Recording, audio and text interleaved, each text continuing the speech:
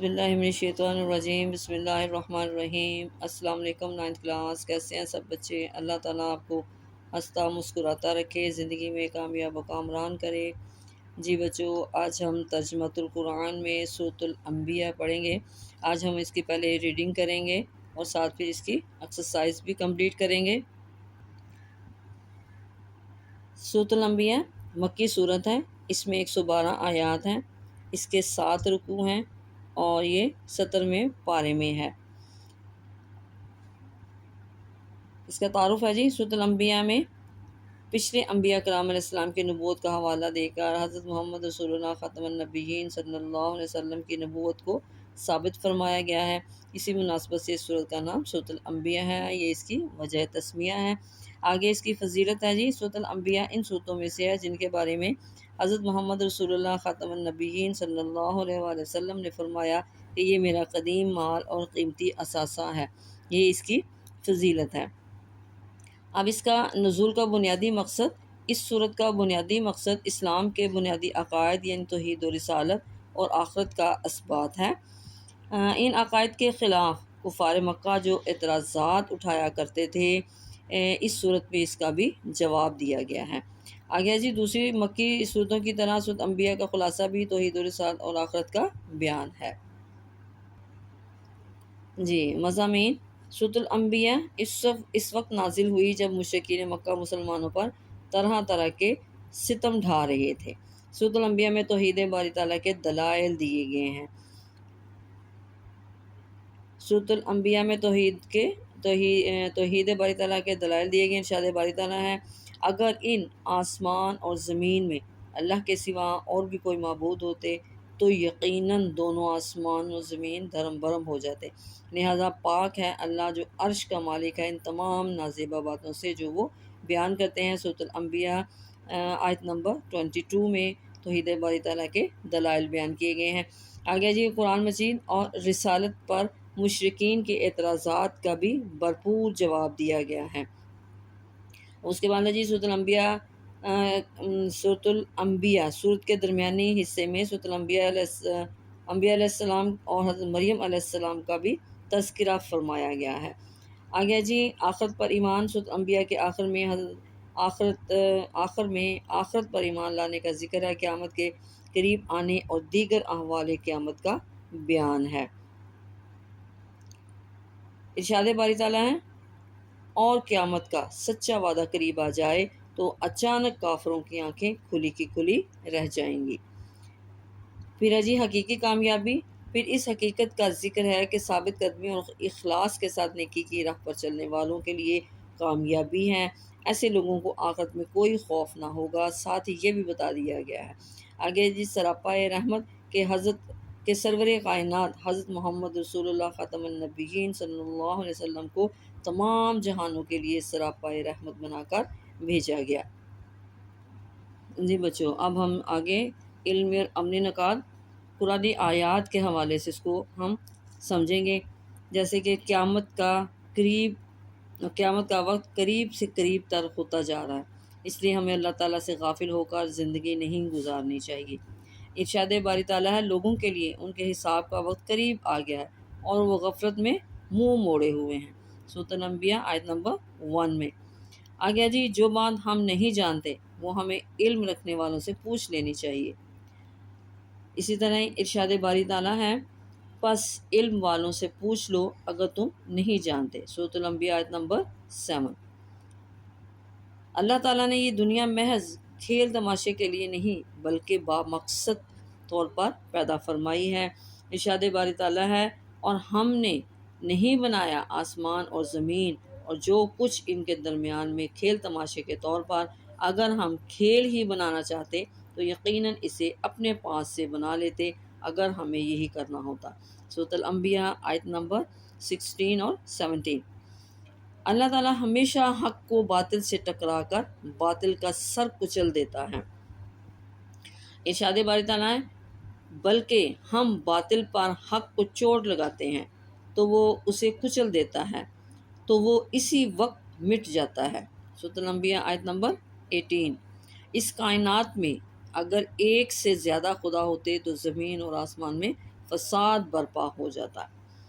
ارشاد باری تعالیٰ ہے اگر ان آسمان اور زمین میں اللہ کے سوا اور بھی معبود ہوتے تو یقیناً دونوں دھرم برہم ہو جاتے، لہٰذا پاک ہے اللہ جو عرش کا مالک ہے ان نازیبا باتوں سے جو وہ بیان کرتے ہیں۔ سورۃ الانبیاء آیت نمبر 22۔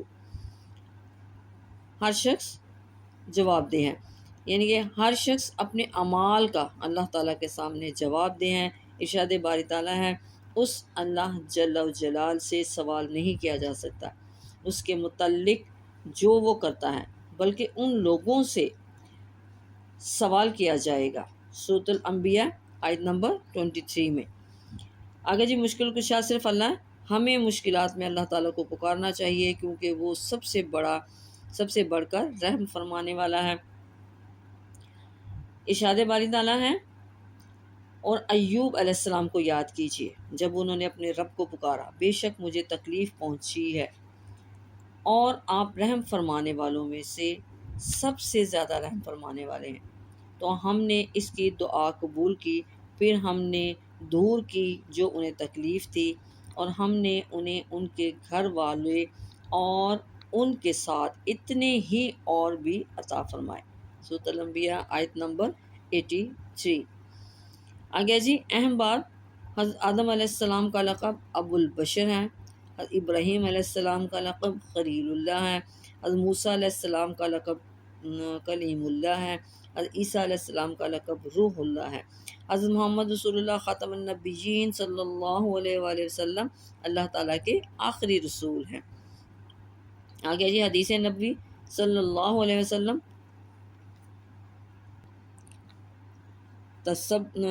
تبسمک فی وجہ اخیک لک صدقۃ، تبسمک فی وجہ اخیک لک صدقۃ، تمہارا اپنے مسلمان بھائی کے لیے مسکرانا بھی صدقہ ہے۔ یہ تھی حدیث جی بچوں، یہ تھی ہماری ایڈیٹنگ۔ اب ہم اس کی ایکسرسائز بھی کر لیتے ہیں ساتھ ہی۔ جی بچوں، اس کی دعائیں بھی یاد کرنی ہوتی ہیں آپ نے، اس کے بھی ترجمے آپ کو اس میں پیپرز میں آ جاتے ہیں، تو یہ بھی یاد کرنی ہے آپ نے۔ اس کی دعائیں کیا ہیں جی؟ پہلے جی لا الہ الا انت سبحانک انی کنت من الظالمین، تیرے سوا کوئی معبود نہیں، تو پاک ہے، بے شک میں ہی نقصان کاروں میں سے ہوں۔ رب لا تذرنی فردا وانت خیر الوارثین، اے میرے رب مجھے تنہا نہ چھوڑ اور تو سب سے بہتر وارث ہے۔ یہ دعاؤں کے ترجمے تھے جی۔ اب اس کی ایکسرسائز دیکھتے ہیں۔ پہلا جی درست جواب کی نشاندہی کیجیے۔ سورۃ الانبیاء کو قرار دیا گیا قیمتی اثاثہ، آنکھوں کی ٹھنڈک، قرآن کی زینت، صورتوں کی سردار۔ اب اس میں صحیح آنسر کیا ہے؟ قیمتی اثاثہ۔